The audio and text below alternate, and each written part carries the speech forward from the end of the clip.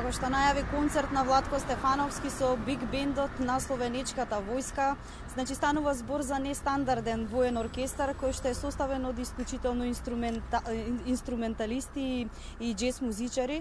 Овој концерт е исто така по повод 25 години во споставување на дипломатските односи помеѓу Македонија и Словенија. Еве еден интересен настан на кој ќе се случи на 19 април. Веднаш до мене го имаме и Владко Стефановски. Добар ден за вас. Добар ден. До каде се подготовките? И сепак нанапред да започнеме со онаа приказна. Од каде е Владко Стефановски со биг бендот на Словенечката војска?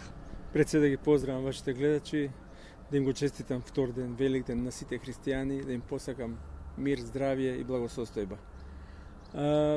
Остана уште 2 дена до концертот, на 19 во среда, во Метрополис Арената, ќе се сретнеме јас од тука и мојата екипа од тука и 25 музичари од Словенија.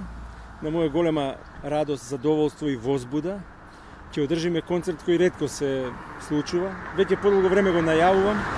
Можеби ќе им досадам на публиката и на јавноста со ова инсистирање на тој проект. Меѓутоа, стварно верувам дека тие што ќе дојдат на концерт ќе поминат заедно со нас една незаборавна вечер.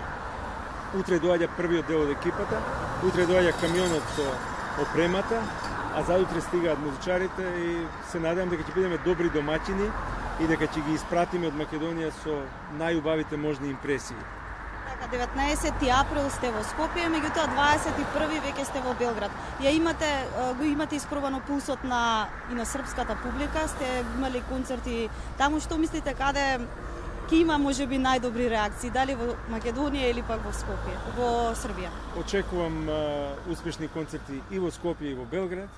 Инаку во Београд луѓето од Сава центарот, каде што ќе настапиме, ми имаат кажано дека сум веројатно еден од ретките кои имаат одржано најголем број концерти во Сава центар.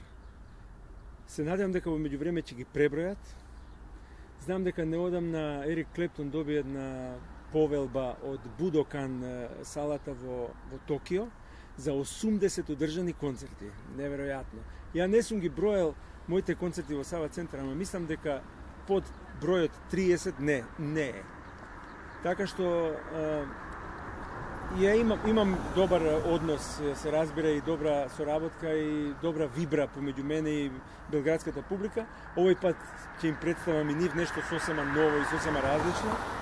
И во тоа е поентата, секогаш да дојдете со нов проект и секогаш да бидете во ново светло, во ново друштво, со нов звук и со нова понуда.